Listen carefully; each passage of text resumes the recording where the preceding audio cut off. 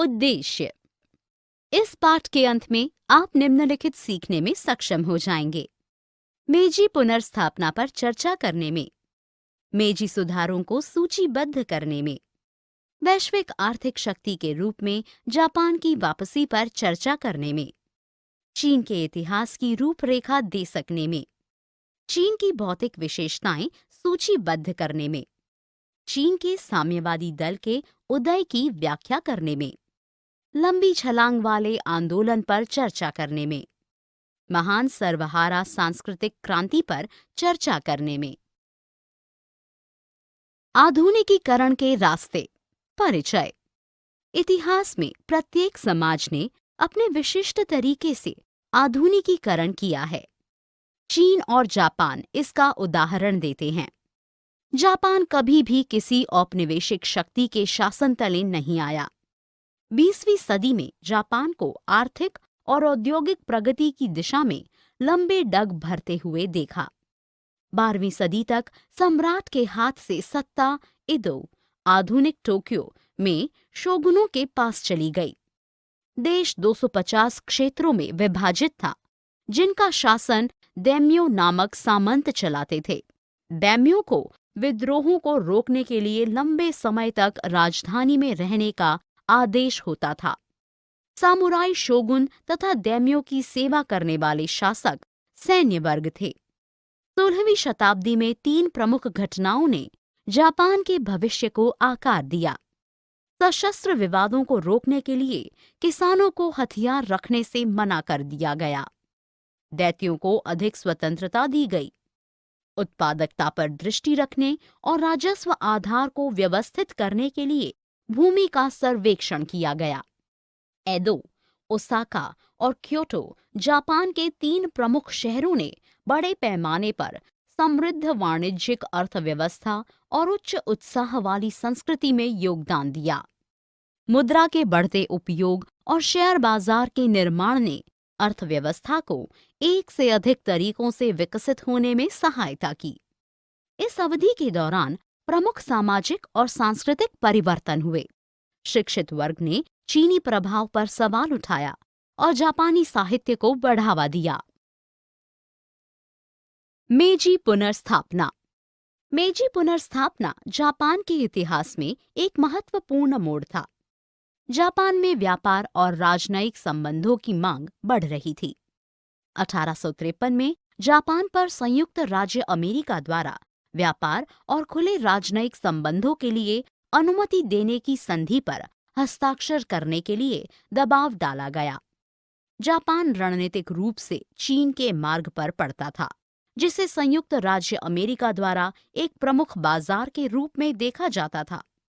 तब तक जापान का एकमात्र पश्चिमी देश हॉलैंड के साथ व्यापार संबंध था।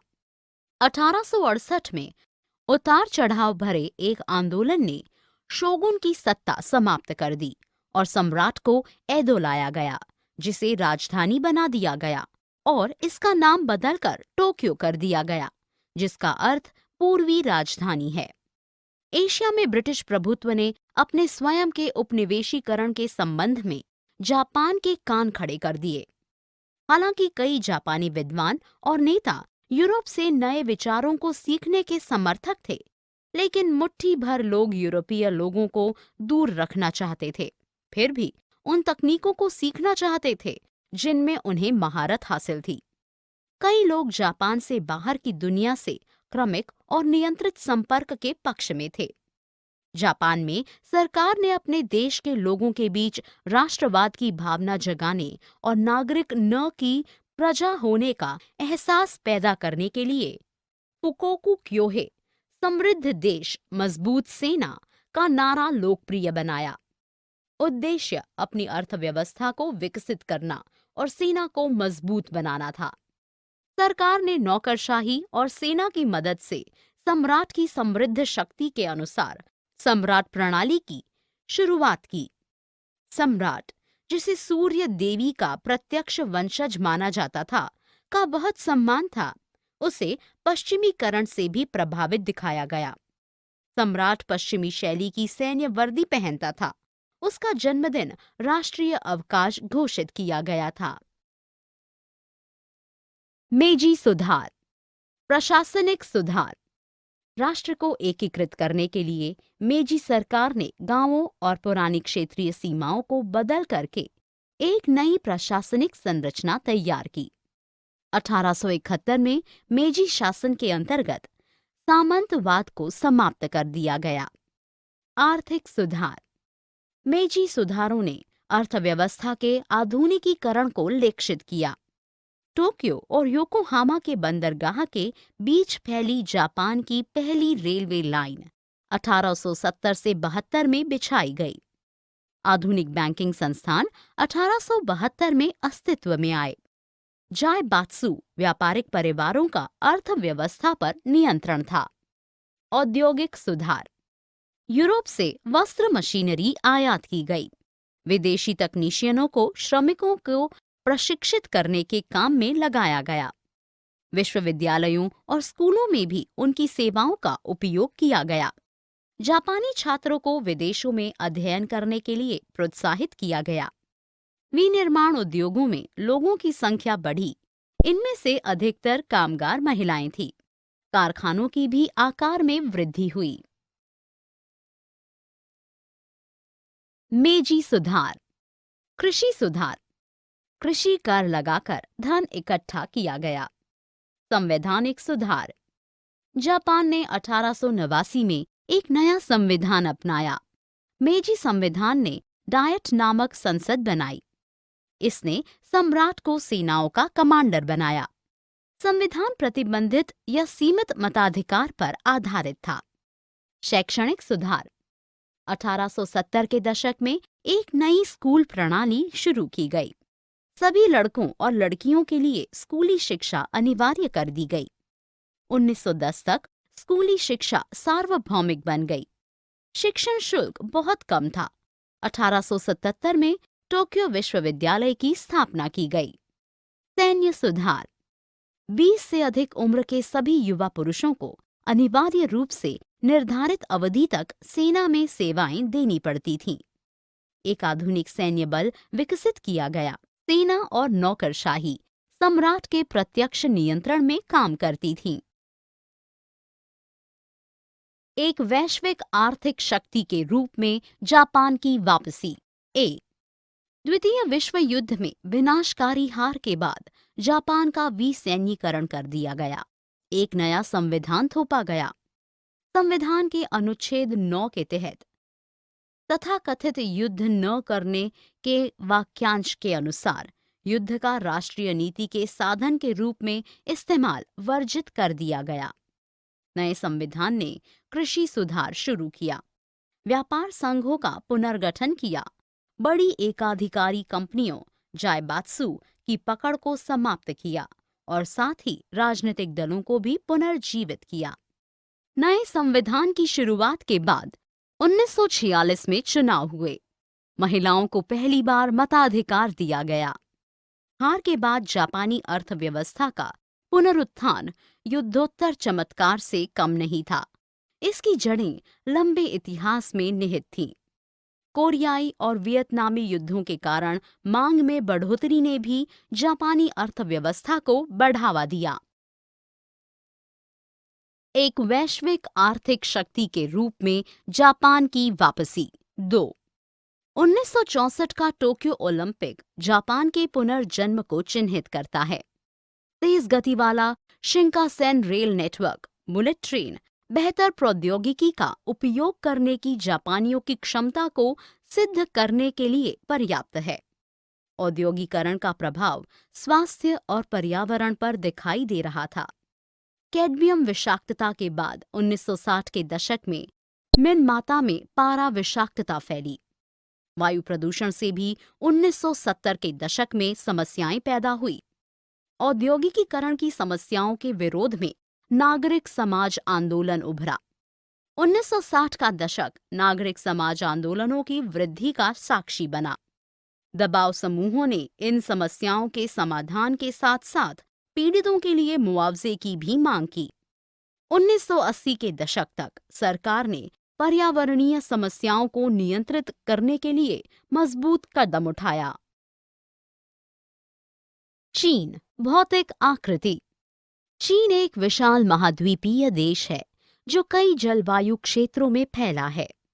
मुख्य भूमि पर तीन प्रमुख नदी प्रणालियों का प्रभुत्व है। पीली नदी हुआंगहे, यांगसे नदी, चांगजियांग दुनिया की तीसरी सबसे लंबी नदी, और पर्ल नदी। इसका अधिकांश इलाका पहाड़ी है। जातीय समूहों हान, उइघुर, हुई, मांचू और तिब्बती की बहुलता भी है। उइघुर, हुई, मांचू और तिब्बती चीन में बोली जाने वाली प्रमुख भाषाएं हैं। चीनी खानों में क्षेत्रीय विविधता देखी जा सकती है। दक्षिणी या कैंटोनी व्यंजन मडिम सुमो, जिसका अर्थ है दिल को छूना, विभिन्न प्रकार की पकौड़ियों और पेस्ट्रीज के लिए लोकप्रिय है। गेहूं उत्तर में मुख्य आहार है। शेचुआ मसाले तीखे फैलाव के लिए जाने जाते हैं। पूर्वी चीन में चावल और गेहूं दोनों खाए जाते हैं। चीन का इतिहास। आधुनिक चीन के इतिहास की शुरुआत 16वीं और 17वीं सदी में पश्चिम के साथ उसका पहला सामना होने के समय से मानी जा सकती है। अंग्रेजों ने 1839 से 42 के पहले अफीम युद्ध के बाद किंग राजवंश को कमजोर कर दिया। दूसरा अफीम युद्ध 1856 से 60 में लड़ा गया। चीन का आधुनिक इतिहास। क. संप्रभुता की पुनर्प्राप्ति। ख. विदेशी कब्जे के अपमान के अंत। और ग. समानता और विकास को संभव करने के तरीकों चारों ओर घूमता है। तीन अलग अलग विचार थे। लियांग कीचाओ का मानना था कि पश्चिमी चुनौतियों का मुकाबला करने के लिए पारंपरिक विचारों का विभिन्न नए तरीकों से उपयोग किया जा सकता है। उन्होंने चीनी राष्ट्रवाद को लोकप्रिय बनाया। गणतांत्रिक क्रांतिकारी सन यात सेन जापान और पश्चिमी विचारों से प्रभावित थे। उन्होंने आधुनिक चीन की स्थापना की ओर 1911 में गणतंत्र स्थापित किया। चीन की कम्युनिस्ट पार्टी युगों युगों की असमानताओं को खत्म करना और विदेशियों को खदेड़ना चाहती थी। यद्यपि सीसीपी और कुओमिंगतांग विरोधी पक्षों पर थे और चीन के चलने के तरीकों के बारे में एक दूसरे को नापसंद करते थे। उनका मानना था कि राजनीतिक स्थिरता केवल देश को एकजुट करके और राष्ट्र को स्थिर करके स्थापित की जा सकती है। कुओमिंगतांग के नेता चियांग काई शेक ने चीन का सैन्यीकरण किया। सीसीपी नेता माओ जेदांग ने सोवियत या किसान परिषदों का आयोजन किया और जापानी उपनिवेशवाद का प्रतिरोध किया। कुओमिंगतांग नेशनल पीपल्स पार्टी ने बढ़ते हमलों ने 1200 किलोमीटर लंबे मार्च के बाद सोवियतों को यानान में अपना आधार स्थानांतरित करने के लिए मजबूर कर दिया। कम्युनिस्ट पार्टी विजयी बनकर उभरी और 1949 में पीपल्स रिपब्लिक की स्थापना की। गणतंत्र की स्थापना। 1. कमजोर मांचू राजवंश ध्वस्त हो गया और 1911 में सुन यात सेन के अधीन चीन में गणतंत्र स्थापित किया गया। उन्होंने चिकित्सा का अध्ययन किया था, लेकिन चीन के भविष्य को लेकर अधिक चिंतित थे। सुन यात सेन के कार्यक्रम को 3 सिद्धांतों के रूप में जाना जाता था, जिन्होंने राष्ट्रवाद को मांचू राजवंश, जिसे एक विदेशी राजवंश माना जाता था, और अन्य विदेशी शासकों को हटाने के लिए, लोकतंत्र को लोकतांत्रिक सरकार स्थापित करने के लिए और समाजवाद को भूमि के उचित बंटवारे के लिए लक्षित किया। क्रांतिकारियों का मानना था कि असमानता और गरीबी को केवल तभी कम किया जा सकता है यदि प्राकृतिक संसाधनों को नियंत्रित करने वाले विदेशी लोगों को हटा दिया जाए। इसलिए उन्होंने इसके लिए अपील की। वे सरल भाषा के उपयोग, पैर बांधने की प्रथा, महिला अधीनस्थता के उन्मूलन और विवाह में समानता और आर्थिक विकास जैसे सुधारों के लिए भी खड़े हुए। गणतंत्र की स्थापना। 2. कुओमिंगतांग का राजनीतिक दर्शन सन यात सेन के विचारों पर आधारित था। उन्होंने 4 बड़ी जरूरतों कपड़ा, भोजन, आवास और परिवहन को पहचाना। चियांग काई शेक 1887 से 1975 ने सन यात सेन के निधन के बाद कुओमिंगतांग का नेतृत्व किया। उसने सैन्य अभियानों का उद्देश्य वॉरलॉर्ड्स, स्थानीय नेता जिन्होंने सत्ता छीन ली थी, को नियंत्रित करना और साम्यवादियों को खत्म करना था। उसने सेक्युलर और विवेकपूर्ण इहलौकिक कन्फ्यूशियसवाद की हिमायत की। वह महिलाओं के सतीत्व, रूप रंग, वाणी और काम को प्रोत्साहित करना चाहता था, लेकिन घरेलू स्तर पर ही उनकी भूमिका और जिम्मेदारियों को सीमित कर दिया। कुओमिंगतांग अपने संकीर्ण शहरी आधार और सीमित राजनीतिक दृष्टि के कारण देश को एकजुट करने में विफल रहा। सन यात सेन के कार्यक्रम का बहुत अहम हिस्सा पूंजी का नियमन और भूमि में बराबरी कभी अमल में नहीं लाया गया। पार्टी ने किसानों और बढ़ती सामाजिक असमानता की अनदेखी की। इसने लोगों की समस्याओं का समाधान करने के बजाय लोगों को दबाने के लिए सेना का इस्तेमाल किया। चीनी साम्यवादी दल का उदय। 1937 में चीन पर जापानी आक्रमण ने चीन को कमजोर कर दिया और आम आदमी के जीवन को तितर-बितर कर दिया। चीन को दो गंभीर संकटों का सामना करना पड़ा। एक, बंजर जमीन, वनों के नाश और बाढ़ के कारण पारिस्थितिकीय। दो, सामाजिक आर्थिक जिसकी जड़ें शोषणकारी भूमि प्रथा, ऋण, आदिम प्रौद्योगिकी और खराब संचार में निहित थी। 1921 में चीनी साम्यवादी दल की स्थापना हुई। माओ त्से तुंग 1893 से 1976 चीनी साम्यवादी दल के प्रमुख नेता बन गए। रूस में मजदूर वर्ग शहरों में क्रांति लाया, लेकिन माओ ने अपना क्रांतिकारी कार्यक्रम किसानों पर आधारित किया। माओ और साम्यवादियों ने कुओमिंतांग के हमलों से दूर सुरक्षित रहने के लिए 1928 से 1934 तक जियांगजी में शिविर डाला। इस समय के दौरान माओ के आमूल परिवर्तनवादी दर्शन ने आकार लिया। मजबूत किसान सोवियत विकसित की गई और किसानों के बीच पुनर्वितरण के लिए भूमि जब्त की गई। उन्होंने महिलाओं के संगठन का पक्ष लिया।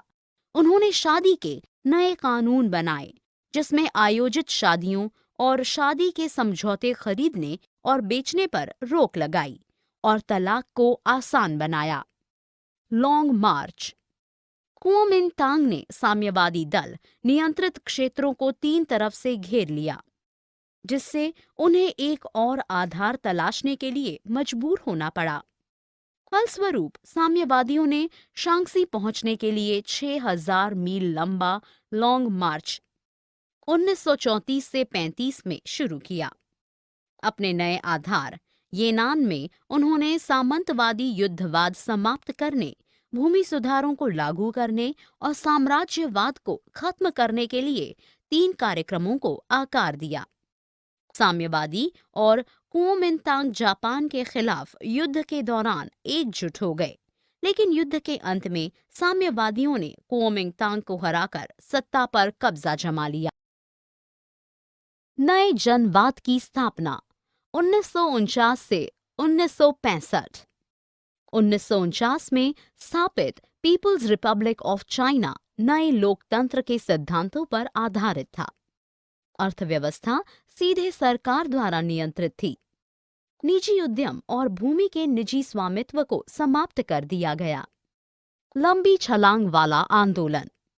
1958 में देश को त्वरित औद्योगिकरण के रास्ते पर आगे बढ़ाने के लिए आरंभ किया गया। लोगों ने घर के पिछवाड़े इस्पात की भट्टियां स्थापित की। ग्रामीण क्षेत्रों में पीपल्स कम्यून, जहां लोग सामूहिक रूप से भूमि के स्वामी थे और मिलजुल कर खेती करते थे, शुरू किए गए। माओ ने पार्टी द्वारा निर्धारित लक्ष्यों को प्राप्त करने के लिए लोगों को प्रेरित और प्रोत्साहित किया। माओ समाजवादी व्यक्ति बनना चाहते थे, जिसे 5 चीजें प्रिय होती: पितृभूमि, लोग, काम, विज्ञान और जनसंपत्ति। कम्यून प्रणाली से वांछित परिणाम नहीं मिला। पिछवाड़े की भट्टियां औद्योगिक रूप से अनुपयोगी थीं। महान सर्वहारा सांस्कृतिक क्रांति। 1965 की महान सर्वहारा सांस्कृतिक क्रांति समाजवादी व्यक्ति की अवधारणा को बढ़ावा देने वाले माओवादियों और इसका विरोध करने वाले लोगों के बीच टकराव का परिणाम थी। पुरानी संस्कृति, पुराने रिवाजों और पुरानी आदतों के खिलाफ अभियान छेड़ने के लिए रेड गार्ड्स, छात्रों और सेना का इस्तेमाल किया गया। छात्रों और पेशेवर लोगों को जनता से ज्ञान हासिल करने के लिए गांवों में भेजा गया। विचारधारा और नारेबाजी ने तर्कसंगत बहस की जगह ले ली। सांस्कृतिक क्रांति ने पार्टी को कमजोर किया, अर्थव्यवस्था को अस्थिर और शिक्षा प्रणाली को अस्त व्यस्त कर दिया। 1975 में पार्टी ने एक बार फिर अधिक से अधिक सामाजिक अनुशासन पर जोर दिया और औद्योगिक अर्थव्यवस्था की दिशा में काम किया। 1978 के डेंग जियाओपिंग के सुधार। समाजवादी बाजार अर्थव्यवस्था शुरू करते समय तंग शियाओपिंग का पार्टी पर सख्त नियंत्रण था। 1978 में पार्टी ने 4 आधुनिकीकरणों विज्ञान, उद्योग, कृषि और रक्षा के रूप में अपने लक्ष्य की घोषणा की। 5वें आधुनिकीकरण में घोषणा की गई कि आधुनिकीकरण का प्रभाव लोकतंत्र के बिना कुछ नहीं होगा। 1989 में पहले मई आंदोलन की 70वीं सालगिरह पर बुद्धिजीवियों ने अधिक खुलेपन और कड़े सिद्धांतों शू शाओ झी की समाप्ति की मांग की। बीजिंग में तियानमेन चौक पर छात्रों का प्रदर्शन क्रूरतापूर्वक दबा दिया गया। चीन के विकास के तरीकों पर अक्सर सुधार के बाद की अवधि में बहस होती थी। यह तेजी से स्वीकार किया जा रहा है कि पश्चिम की नकल करने के बजाय पारंपरिक विचार, कन्फ्यूशियसवाद और चीन की अपनी परंपराएं आधुनिक समाज बनाने में इसकी मदद कर सकती है। ताइवान का किस्सा। जापान के साथ 1894 से 95 में हुए युद्ध के बाद सौंपे जाने के बाद से ताइवान जापानी उपनिवेश रहा था। कायरो घोषणा 1943 और पोट्सडम उद्घोषणा 1949 ने चीन की संप्रभुता बहाल की। चियांग काई शेक के अधीन कुओमिंगतांग द्वारा गठित दमनकारी सरकार ने भाषण की स्वतंत्रता पर रोक लगा दी और साथ राजनीतिक विरोध पर भी प्रतिबंध लगा दिया। उन्होंने स्थानीय आबादी को सत्ता से दूर कर दिया। उन्होंने कृषि उत्पादकता में वृद्धि करने और अर्थव्यवस्था का आधुनिकीकरण करने के लिए भूमि सुधार किए। 1975 में चियांग की मृत्यु के बाद ताइवान लोकतंत्र में परिवर्तित हुआ। 1987 में फौजी कानून उठा लिया गया और विपक्षी दलों को कानूनी रूप से अनुमति दी गई। राजनयिक रूप से अधिकांश देशों का केवल ताइवान में व्यापार मिशन है। पूर्ण राजनयिक संबंधों से बचा जाता है क्योंकि ताइवान को चीन का हिस्सा माना जाता है। मुख्य भूमि के साथ पुनः एकीकरण का प्रश्न हमेशा विवादास्पद मुद्दा रहा है, लेकिन खाड़ी पार संबंध अर्थात ताइवान और चीन के बीच में सुधार हुआ है। चीन ताइवान को एक अर्ध स्वायत्त क्षेत्र के रूप में स्वीकार कर लेने में सहमत हो जाएगा अगर ताइवान पूर्ण स्वतंत्रता के लिए कोई कदम उठाने से परहेज करता है। सारांश। हमने जो कुछ सीखा है उसे संक्षेप में दोहराएं। मेजी पुनर्स्थापना जापान के इतिहास में एक महत्वपूर्ण मोड़ था। 1853 में जापान पर संयुक्त राज्य अमेरिका द्वारा व्यापार और खुले राजनयिक संबंधों के लिए अनुमति देने की संधि पर हस्ताक्षर करने के लिए दबाव डाला गया। 1868 में उथल-पुथल भरे आंदोलन ने शोगुनों को सत्ता से हटा दिया और सम्राट को एदो लाया गया, जिसे राजधानी बना दिया और इसका नाम बदलकर टोक्यो कर दिया गया, जिसका अर्थ पूर्वी राजधानी है। मेजी पुनर्स्थापना ने अर्थव्यवस्था का आधुनिकीकरण लक्षित किया। टोक्यो और योकोहामा के बंदरगाह के बीच फैली जापान की पहली रेलवे लाइन 1870 से 72 में बिछाई गई। आधुनिक बैंकिंग संस्थान 1872 में अस्तित्व में आए। जायबात्सु व्यापारिक परिवारों का अर्थव्यवस्था पर नियंत्रण कायम हो गया था। जापान ने 1889 में एक नया संविधान अपनाया। मेजी संविधान ने डायट नामक एक संसद बनाई। 1870 के दशक में एक नई स्कूली प्रणाली शुरू की गई। सभी लड़कों और लड़कियों के लिए स्कूली शिक्षा अनिवार्य कर दी गई थी। 20 से अधिक उम्र के सभी युवा पुरुषों को अनिवार्य रूप से निर्धारित अवधि तक सेना में सेवाएं देनी पड़ती थीं। द्वितीय विश्व युद्ध में विनाशकारी हार के बाद जापान का विसैन्यीकरण कर दिया गया। एक नया संविधान भी थोपा गया। नए संविधान की शुरुआत के बाद 1946 में चुनाव हुए थे। महिलाओं को पहली बार मताधिकार दिया गया। 1964 का टोक्यो ओलंपिक जापान के पुनर्जन्म को चिन्हित करता है। वायु प्रदूषण ने 1970 के दशक में अपनी समस्याएं पैदा की। चीन एक विशाल महाद्वीपीय देश है जो कई जलवायु क्षेत्रों में फैला है। आधुनिक चीन का इतिहास 3 मुद्दों को उठाता है। ए. संप्रभुता कैसे प्राप्त करें। बी. विदेशी कब्जे का कैसे अंत करें। सी. समानता और विकास कैसे लाएं। कमजोर मांचू राजवंश ध्वस्त हो गया और 1911 में सन यात-सेन के तहत चीन में गणतंत्र स्थापित किया गया। 1937 में चीन पर जापानी आक्रमण ने चीन को कमजोर कर दिया और आम आदमी का जीवन तितर-बितर कर दिया। 1949 में स्थापित पीपुल्स रिपब्लिक ऑफ चाइना नए जनवाद के सिद्धांतों पर आधारित था। त्वरित औद्योगिक